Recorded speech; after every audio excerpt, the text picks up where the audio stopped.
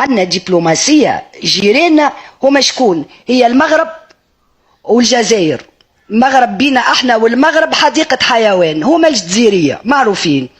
لهنا يا لطيف يا نزهة اتقي الله. اي نعم خويا، احنا في عهد بن علي وبعهد بورقيبة الله يرحمهم كنا محايدين تماما في اي موضوع في العالم، لا نتدخلوا في مسائل العالم، وخاصة مع المغرب الشقيق، المغرب الدولة المجاورة، اخواتنا، ما احنا ما عندناش مشكلة مع المغرب.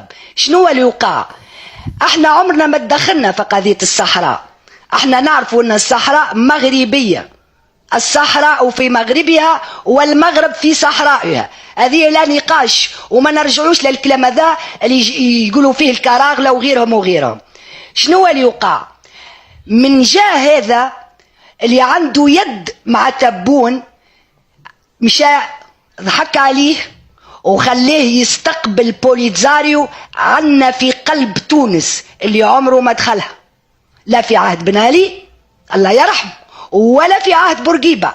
كنا محايدين، كنا بالعكس نميلوا للمغرب أكثر من الجزائر، لأن نفس التاريخ، لأن نفس النمط العيش بين المغاربة والتوانسة، نفس التفكير، نفس كل شيء عنا. أما كان بورقيبة يقول له الحسن الثاني اللي هو ملك، يقول له يا عمي. شوف الاحترام متاع الملكية وين وصلت. احنا تبون مش جاب لنا. لحظة، من يقول للحسن الثاني يا عمي؟ حسن الثاني الله يرحمه كان يقول البورقيبة عمي.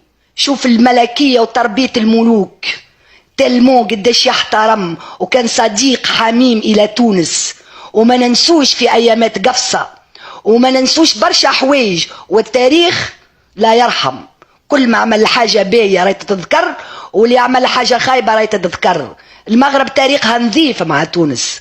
من اللي دخل هذا قلب الموازين، مال لشكون؟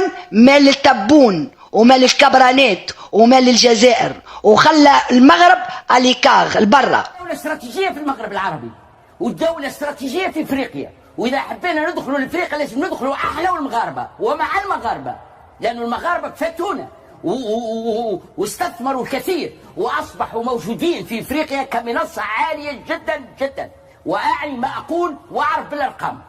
فهمت؟ ليش احنا توا زيارة المغرب ما عملناهاش؟ يعني ما نجموش نعملوا، احنا نجموا نعملوا. ليبيا هو المغرب نفسه، انا عندي شكوك، هو المغرب نفسه ينتظر في راي تونس، لانه يعرف تونس هي اللي على حدود ليبيا مش المغرب. لكن احنا ممنوعين انه نمشوا للمغرب. انا ممنوعين ولا نفعنا انفسنا؟ يا ودي ممنوعين. انت تفهموا السياسه من غير ما نفسر ومن غير ما تدخلوني في مشاكل مع الدول كثيره.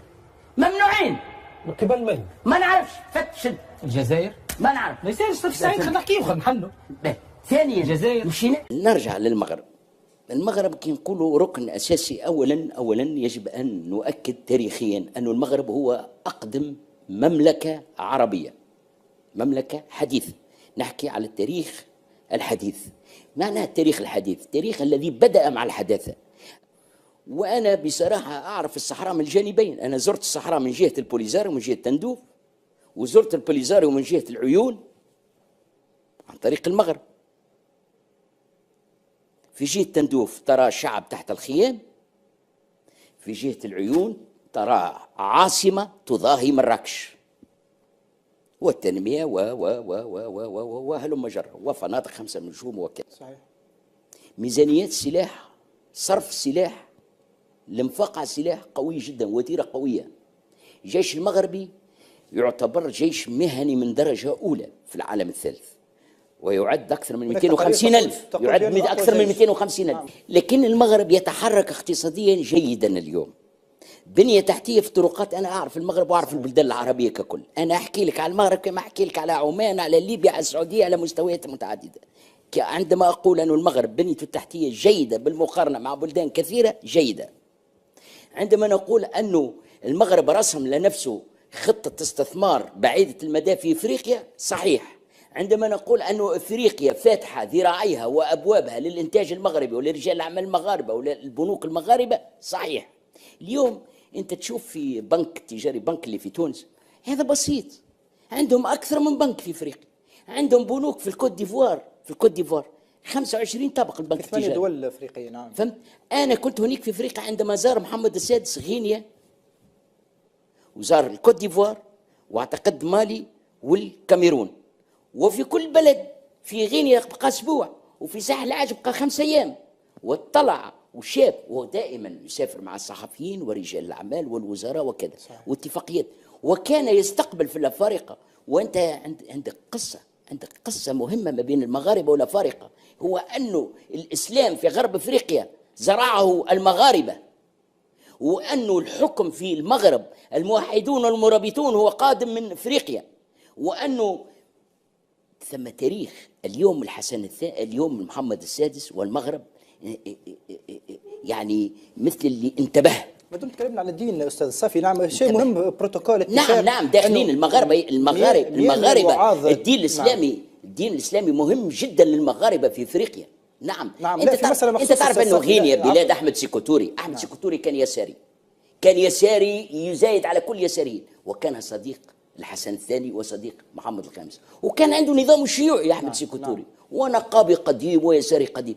العمله الغينيه كان مصور فيها محمد الخامس، حتى جيب رئاسه في صوره محمد الخامس العمله الغينيه. كانت علاقات متطوره مع ولذلك اليوم المغاربه دخلوا على خط ازواد والتوارق، وعندهم حوارات مع التوارق، وانه في مرحله مقبله قد يعترفون بدوله التوارق.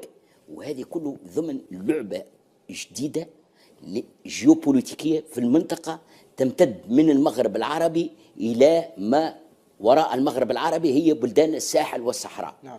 هناك امن المغرب العربي، هناك امن المغرب ايضا. المغرب الاقصى امنه يوجد في غربه وفي شرقه وفي جنوبه. جنوب المغرب هي بلدان الساحل والصحراء، ويتحرك بقوه ومشكور.